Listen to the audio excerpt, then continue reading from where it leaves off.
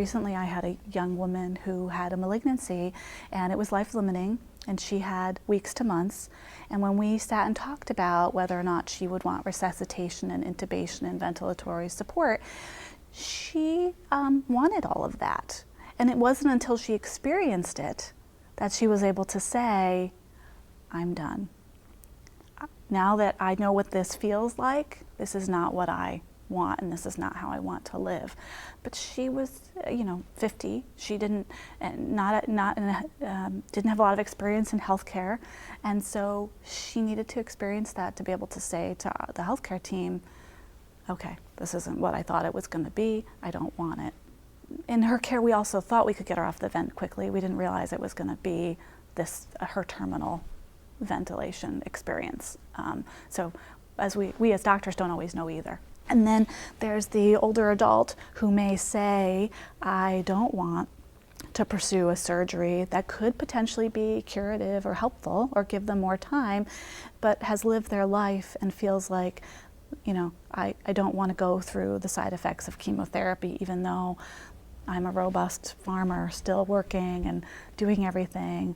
I don't want the signs and symptoms of that, and this is my time, and I would like to focus on comfort. And I might get called to kind of have that conversation again with this person to make sure that they're making decisions that are appropriate for them and help advocate and navigate the system, the healthcare system, to meet their needs.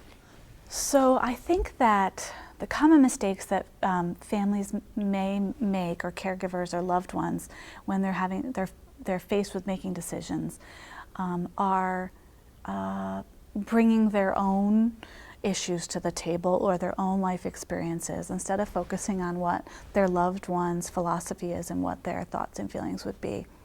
I also think that in today's day and age, we talk a lot about shared decision making.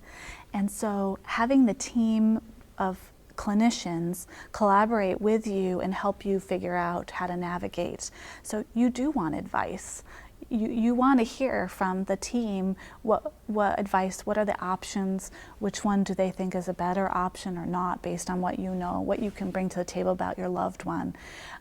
And this type of shared decision-making model really helps everybody get on the same page and be comfortable with the decisions that are being made. And also helps the caregiver not feel like they're owning the burden of making this decision.